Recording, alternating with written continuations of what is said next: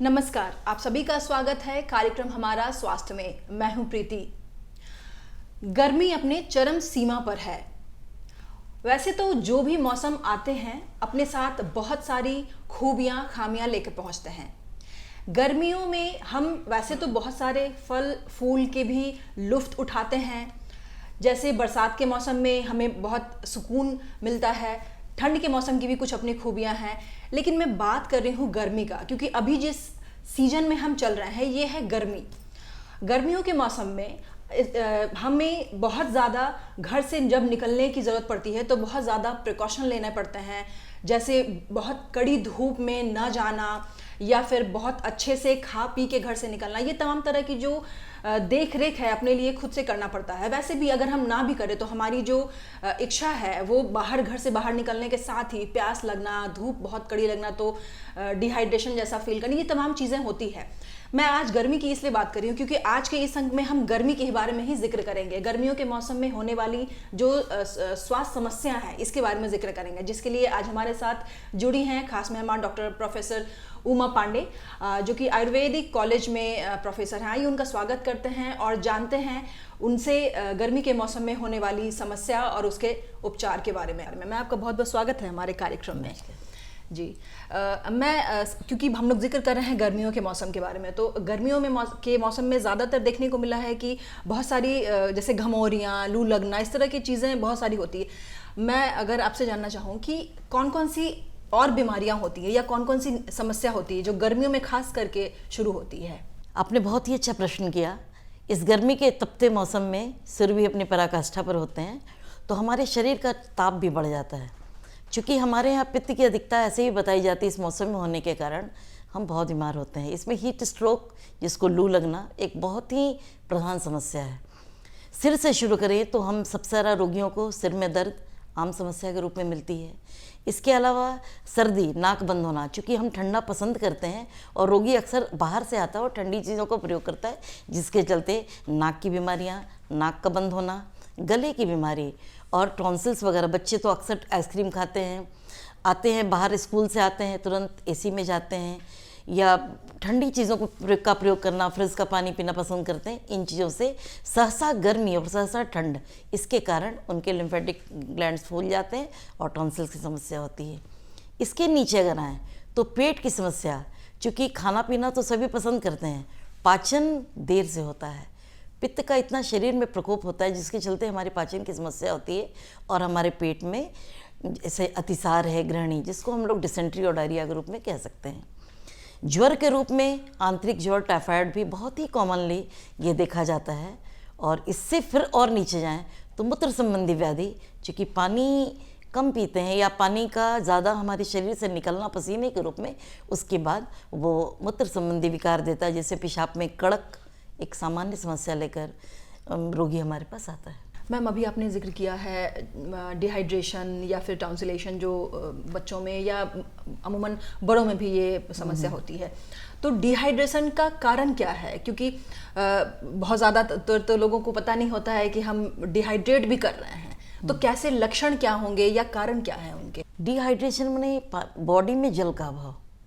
जितना पानी शरीर से पसीने के रूप में इस गर्मी में निकलता है या पाचन के लिए लगता है, उतना निर्माण नहीं हो पा रहा है। हम पानी का प्रयोग कम करते हैं और इसीलिए सलाह दी जाती है कि घर से खूब पानी पीकर निकलो, या ऐसी चीज़ों का प्रयोग करो जिसमें जलांश ज़्यादा हो, लिक्विड ज़्यादा लो, तली चीज़ कम खाओ। हम लोग बच्चों को भी सलाह देते हैं, उनके पेरेंट्स को भी सलाह देते हैं कि बच्चों को शरबत का प्रयोग कराएं, लिक्विड का प्रयोग करें, फलों का प्रयोग, और फलों में स्पेशली तरबूज वगैरह का प्रयोग, जिसमें प्राकृतिक रूप में जल बहुत ज़्यादा है। आपको आश्चर्य हो गया जान के कि प्रकृति ने ऐसे ही चीज़ों का निर्माण हमेशा किया है कि किस मौसम में कौन सा फल हमारी लोगों को फलदायी होगी।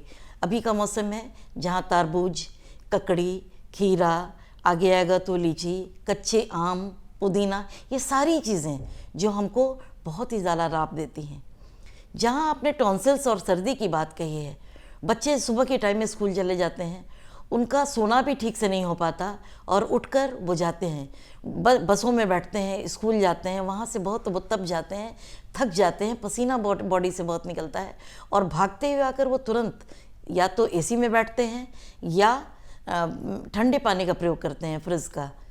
मैं पेरेंट्स के लिए सलाह देती हूँ कि आप अपने बच्चों के लिए फ्रिज का पानी नहीं दें, घड़े का पानी दें। बच्चा स्कूल से आता है, और स्कूल के लोगों के लिए भी मैं सलाह दूंगी कि आप जब स्कूल से बच्चे आते हैं तो जो बस में एसी चल रही है या और भी चीज़ है, उसको धीरे धीरे कम कर दे टेम्परेचर, जिससे कि जब बच्चा बस से निकलता है और उतने दूर का सफ़र जो घर को जाता है, तो आकस्मिक ताप का बढ़ना और ताप का कटना। जैसे बस में मान लीजिए आजकल एसी लोग लगा देते हैं, वहाँ तो बच्चा एसी में है और वहाँ से निकला तो सीधे टेम्परेचर में चला आता है। जो धूप का लगना, इसी में बीमारी की संभावना बढ़ती है।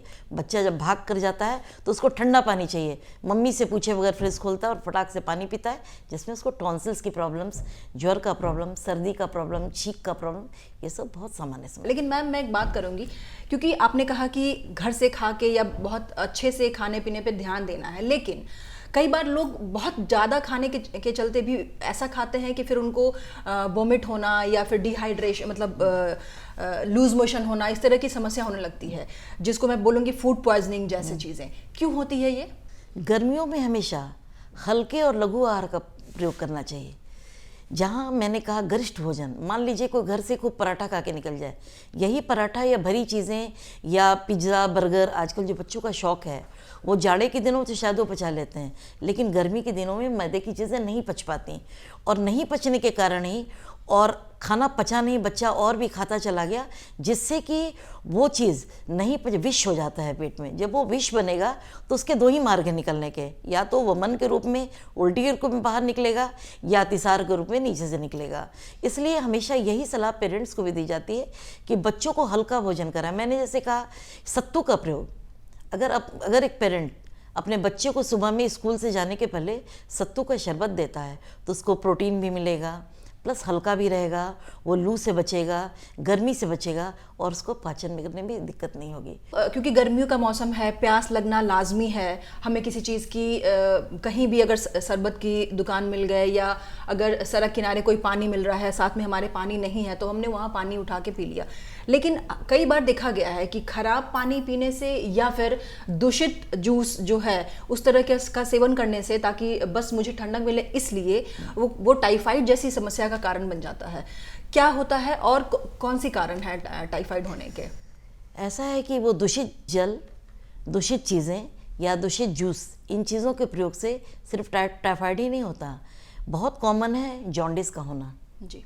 जॉन्डिस, टाइफाइड, ये जो पेट की समस्याएं होती हैं, ये सारी चीज़ों का असर हमारी अग्नि पर पड़ता है, और हमारी अग्नि हमारे लिवर को कहीं ना कहीं डैमेज करती है। सभी को पता है कि हमारा खाया हुआ भोजन पेट जब जाता है और आंत के माध्यम से वो मल के स्थान से निकलकर बाहर निकल जाता है, लेकिन वो जब हमारे आंतों में वो चीज़ें चली जाती हैं, लिवर तक नहीं, तब तो जॉन्डिस में कन्वर्ट करेगा, तब तो जॉन्डिस होगा। और अगर वो आंत में चली गई और वो बार बार इन चीज़ों का प्रयोग करता है, ठीक से मल का भी निस्सरण नहीं हो पाता और रोगी को ज्वर होता है, तो आंतरिक ज्वर जिसकी बात आप कह रही थी, वो उसके होने की संभावना बहुत होती है, क्योंकि एक तरह का बैक्टीरियल इन्फेक्शन है, उसमें ज्वर होता है। रोगी को गंदी, मतलब सिर्फ दूषित ही से नहीं होता है, उसके खाने का भी अध्ययन का, एक खाना पचा नहीं फिर दूसरा खाना खाया, उसको कॉन्स्टिपेशन की भी समस्या हो सकती है, उसके मल ठीक से साफ़ नहीं होते हैं।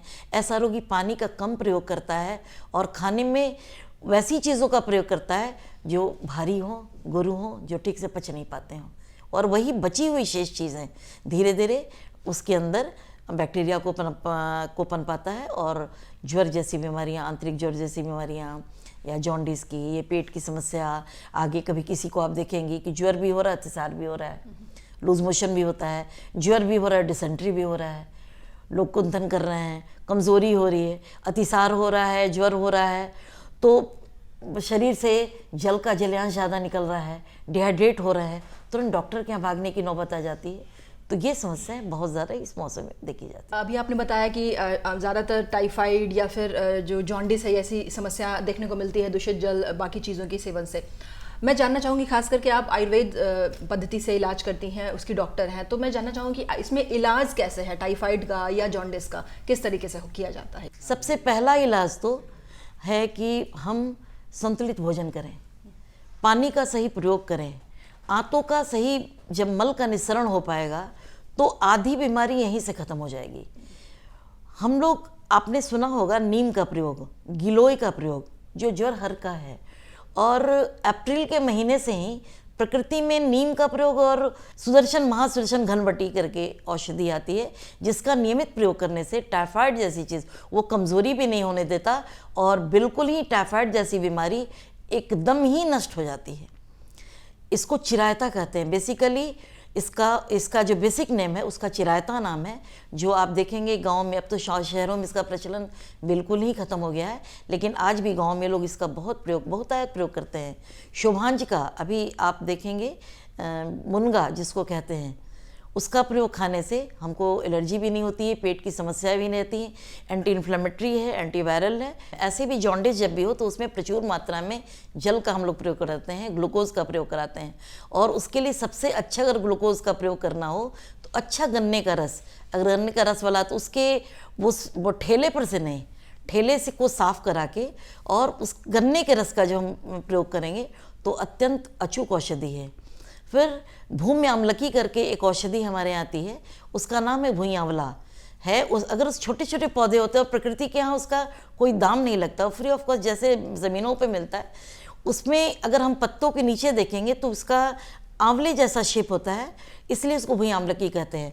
और इसके लिए कामला के लिए, जॉन्डिस के लिए बहुत ही अचूक औषधि है। कई बार देखा गया है मैम कि जो हम खाते हैं गर्मियों में अक्सर वो उस ज़्यादातर हम लोगों को कभी कभी लूज मोशन जैसी समस्या जो है, जो अतिसार, ये जो है, ये क्यों हो जाता है? जब हम भोजन करते हैं बहुत गर्मी के कारण या किसी अन्य कारण से, जब उसका पाचन सही नहीं होता तो वो हमारे शरीर में विष का रूप धारण कर लेता है और वो डिसेंट्री और डायरिया के रूप में हमारे शरीर से बाहर निकलता है। इसके लिए मैं यही सलाह दूंगी कि हम लिक्विड, जैसे अगर मान लीजिए इस मौसम में पानी शरीर में रहना बहुत अनिवार्य है, तो ORS का घोल वगैरह या शिकंजी का प्रयोग हम लोग को ज़्यादा से ज़्यादा करना चाहिए। और बेल तो जैसे महाऔषध है, बेल का सेवन इस मौसम में, प्रकृति ने बेल भी हमको दे रखा है, प्रकृति के दिए हुए इस बेल के सेवन को हलवे के रूप में, डायरेक्ट बेल के शरबत के रूप में, शिकंजी का, अगर नींबू और पानी का उसमें थोड़ा सा नमक डाल के अगर हम शिकंजी का प्रयोग करें तो ये सब पेट के लिए बहुत ही अचूक औषधि है और रोगी को पेट का रोग भी नहीं होता। और अतिसार का अगर है तो अतिसार की चिकित्सा में कुटज का प्रयोग हम लोग करते हैं, बिल्व के साथ कुटज का प्रयोग करते हैं और अन्य चिकित्सीय सलाह के हिसाब से जैसी आवश्यकता होती हम औषधि का प्रयोग करते हैं। मैम, गर्मियों में एक चिकन पॉक्स भी ज़्यादा सुनने को मिलता है, क्या कारण है इसके पीछे? जैसे ही ठंड की शुरुआत, ठंड खत्म होता है और गर्मी पड़ने लगती है, हमारे यहाँ इन्फेक्शन बढ़ने लगता है, प्रकृति में ताप बढ़ने लगता है। जो छुपे हुए कीटाणु थे वो मार्च अप्रैल के महीने से धीरे धीरे वो आने लगते हैं प्रकृति में। और एलर्जी की समस्या दूसरा है कि हवाएं चलने लगती हैं, बसंत ऋतु के बाद पॉलन ग्रेन्स ज़्यादा बढ़ने लगते हैं। ये हवाएं चल रही हैं, हवाओं के माध्यम से जो धूल है, धूप है, पॉलन ग्रेन्स हैं या कीटाणु हैं, एक जगह से दूसरी जगह उड़ने लगते हैं। उस उड़ने के क्रम में नाक के माध्यम से, भोजन के माध्यम से या अन्य जगह के माध्यम से वो हमारे शरीर में अपना स्थान बनाने लगते हैं और एलर्जी के रूप में आने लगते हैं। इस एलर्जी को रोकने के लिए, इसीलिए कई आप देखेंगे प्रांतों में उगादी वगैरह ऐसे त्यौहार मनाए जाते हैं जहाँ नीम का प्रचुर मात्रा में प्रयोग होता है। नीम की छोटी छोटी पत्तियाँ जिसको सोने के रूप में लोग कही जाती हैं, नीम का फल, नीम की पत्तियाँ, नीम के छाल का काढ़ा, चिरायता, फिर लीवर की और भी, जैसे कुटकी का चूर्ण हम लोग बोलते हैं कि पेट साफ रहेगा तो हमको स्किन का प्रॉब्लम नहीं होगा। फिर आप कई बार माँ बहनों से, अपने आप दादी माँ से भी सुना होगा कि अगर चिकन पॉक्स हो गया तो नीम के पत्तों को आसपास प्रयोग कराइए, तुलसी का प्रयोग कराइए, गुड़ची का प्रयोग कराइए। ऐसी सब शीतल चीज़ें हैं जो हमारे स्किन को शीतलता प्रदान करती हैं। इस मौसम में सिर्फ चिकन ही पॉक्स नहीं, घमौरी की भी समस्या बहुत होती है।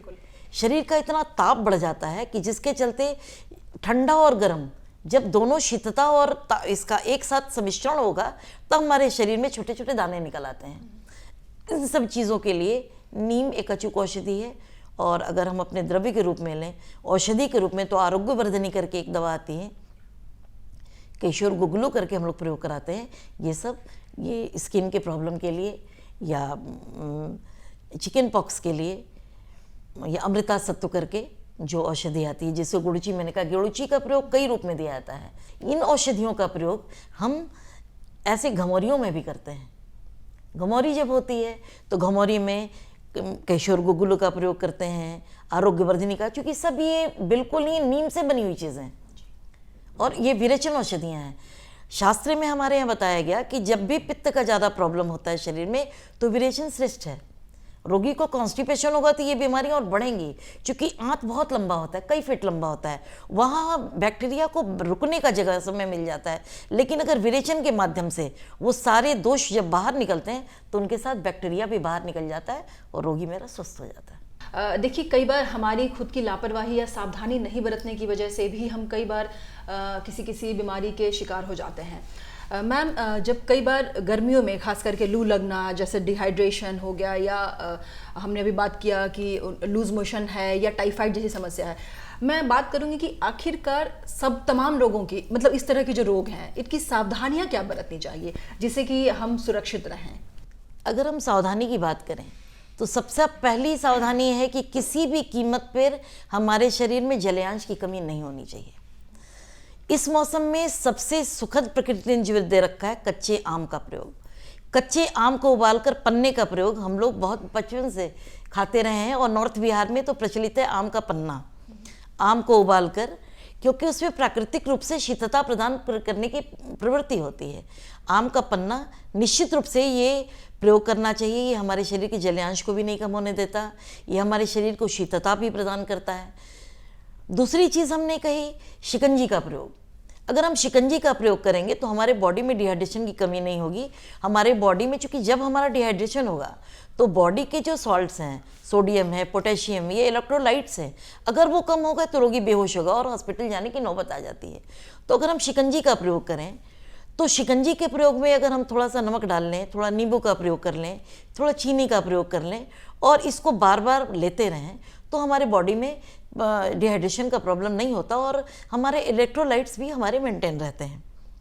तीसरी चीज़, अगर हमने जैसे मैंने कहा भोजन में या नाश्ते में या कभी भी बाहर से आए बेल का शरबत हमने प्रयोग किया, अगर हम बेल के शरबत को एक आम जीवन प्रतिदिन के रूप में या हर 2 दिन एक पूरा परिवार प्रयोग करता है, अगर उस तरह की चीज़ों का हम प्रयोग करते हैं तो हमारे बॉडी में कभी भी हमारे पेट संबंधी समस्याएं नहीं होंगी। डिसेंट्री और डायरिया जो इस मौसम की सामान्य समस्या है, हम उससे बचे रहेंगे। चौथी चीज़ कि अगर हम जैसे फलों का प्रयोग की बात हम करें, फलों में सबसे ज़्यादा अगर कोई मतलब इस मौसम का अच्छा फल है तो है तारबूज। क्योंकि तारबूज में जलयांश इतना ज़्यादा होता है कि प्राकृतिक रूप में उसमें सारे न्यूट्रलाइट्स या उसमें हेमोग्लोबिन की मात्रा बढ़ाने के लिए लाल लाल देखी होंगी आप, ये रहता है, उसमें जल रहता है, उसमें सोडियम है, पोटेशियम है, ये सारे इलेक्ट्रोलाइट्स प्राकृतिक रूप से विद्यमान रहते हैं।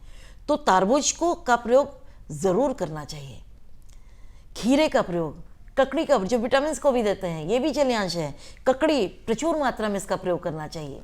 अगर हम सीधे सौंफ के शरबत का प्रयोग करें, इन चीज़ों का जब हम प्रयोग करते हैं तो हमारा मूत्र भी बिल्कुल साफ होता है। धनिया का प्रयोग करना, धनिया शीतलता प्रदान करता है, धनिया मूत्रल है, तो इनका हम शरबत, अगर मैं तो सलाह यही दूंगी कि सौंफ का, धनिया का और पुदीना का अगर हम शरबत प्रतिदिन पिएं तो हमको मूत्र संबंधी व्याधि भी नहीं होगी। यूटीआई इन्फेक्शन कड़क होगा तो लोग को जाना पड़ता है डॉक्टर के यहाँ, इतना ज़्यादा दर्द होता है पेशाब के रास्ते में और उनको यूटीआई के इन्फेक्शन भी होने का चांस रहता है, तो फिर वो भी हमारा प्रॉब्लम सॉल्व हो जाएगा। हम कई बार देखते हैं कि अपने घर में, परिवार में, कि इस मौसम में खास करके गर्मी में बीपी, जो रक्तचाप है, उसका अप डाउन लगा रहता है। कई बार बीपी बहुत हाई हो जाता है, कई बार लो हो जाता है। क्या कारण है इसके पीछे? प्रकृति में जब ताप बढ़ेगा, आपने सुना होगा कि ठंडे में हार्ट अटैक्स बहुत होते हैं, तो प्रकृति में बड़े ठंड का असर भी हमारे शरीर में पड़ता है और प्रकृति पे बड़े गर्मी का असर भी हमारा पड़ता है। हमारी प्रकृति ने हमारे एक थर्मोस्टेट हमारे बॉडी में प्रकृति भगवान ने ही बना रखा है जो हमारे ताप का नियंत्रण करता है। जब हमारा शरीर का ताप बहुत बढ़ेगा, मानसिक तनाव बहुत बढ़ेगा, तो उसमें बीपी के शूट आउट होने की समस्याएं बहुत बढ़ जाती हैं। इसके अतिरिक्त जब शरीर से इलेक्ट्रोलाइट्स या पसीना ज़्यादा निकलेंगे, नर्वसनेस ज़्यादा होगा, कोई ऐसे आघात जैसा मानसिक या शारीरिक लगता है, तो बीपी डाउन होने की भी समस्या हमारी बढ़ जाती है। इन दोनों कंडीशन में बीपी डाउन हुआ तो हम तुरंत ORS का घोल भी दे सकते हैं, तुरंत उसको चाय दे सकते हैं, चीनी वाली चाय देने का, बिस्किट का भी, ग्लूकोज का हम प्रयोग तुरंत कराते हैं। और कुछ आसपास नहीं मिला तो हम रसगुल्ले वगैरह का भी प्रयोग करा के उसको हम तुरंत बीपी बढ़ा सकते हैं। और कुछ नहीं मिला तो शिकंजी बेस्ट है। बीपी अगर हाई है तो हाई के लिए तो हम पेशेंट को लेटाते हैं, उसका सिर धोते हैं, उसको काउंसलिंग का प्रयास करते हैं, उसको एसी जैसे कमरे में लाते हैं जहाँ उसको मानसिक शांति मिले। थोड़ी काउंसलिंग इसमें बहुत ज़्यादा ज़रूरत है और अगर अति आवश्यक है तो फिर चिकित्सीय सलाह हम लेते हैं। मैम, क्योंकि आपने जो गर्मी को लेकर तो तमाम जानकारियां दी है, ये बेहद ज़रूरी भी थी, लेकिन मैं चाहूँगी कि अब चलते चलते हमारे दर्शकों को कोई ख़ास सुझाव अपने जीवन शैली में, खास करके गर्मी के मौसम में कैसा बदलाव रखना चाहिए, कैसे उनको अपनी मॉर्निंग की शुरुआत कैसे करनी चाहिए, ये कुछ बताना चाहेंगे हमारे दर्शकों को? सबसे प्रमुख बात इस मौसम की मैं कहना चाहूँगी कि हमेशा सिर को ढक के रखना चाहिए, क्योंकि सिर के पास ही, हमारे सिर में ही सारे नर्व्स हैं जो हमारे पूरे बॉडी के सिस्टम को ठीक रखते हैं। ताप नियंत्रक जो हमारी प्रकृति ने बना रखी है वो हमारे सिर में ही है। अगर बहुत ताप रहेगा तो हमारे सिर के ताप से कई बीमारियां उत्पन्न होती हैं। इसलिए मित्रों, सिर को हमेशा ढकिए। आप टोपी पहनिए, या आप देखती होंगी गांव में आज भी लोगों को तौलिया या गमछी लेने की आदत है। आपको पता है वो क्या करता है? जब आप तौलिया या गमछी लेके चलती हैं और धूप से आती हैं तो अंदर से निकला हुआ पसीना वो सिर को ठंडक पहुंचाता है और हमको बाहर की ताप से वो बचाता है। सोचिए वो कितनी महत्वपूर्ण चीज़ है जिसका ख्याल आज हम लोग नहीं रखते हैं। इसलिए मेरी विशेष सलाह है कि अगर कोई भी हो, वो बेटा हो या बेटी हो, स्त्री हो पुरुष हो, सबके लिए वो सलाह है कि इस बाहर जब भी निकलिए सिर को ढक के निकलिए, जिससे कि हम अपने सिर की रक्षा कर सकें। आँखों पे गॉगल्स का प्रयोग कीजिए जिससे कि आँखों की रक्षा हो, क्योंकि ताप का प्रभाव, आँख के अंदर भी ताप है जिससे हम देख पाते हैं। अगर ताप हमारे आँखों पर आएगा तो हम आँखों की बीमारियां भी मेरे अंदर आती हैं। आँखों को चश्मा पहन के बाहर निकलना, घर में आने के बाद आँखों को धोना, ये सब प्रयोग आँखों के बचाव के लिए भी करना चाहिए। मैम, आपने हमारे दर्शकों को गर्मी से संबंधित इतनी सारी जानकारियां दी हैं और हमारे स्टूडियो में आप आई, उसके लिए बहुत बहुत धन्यवाद। जी, गर्मी के मौसम में कैसे अपने आप को और अपनों का कैसे ख्याल रखना है, इसके बारे में आज के इस अंक में हमने आपको जानकारी दी है। उम्मीद है आज का हमारा ये अंक आपको बेहद पसंद आया होगा। इसी के साथ अगले अंक के लिए मुझे दीजिए इजाज़त। तब तक के लिए नमस्कार।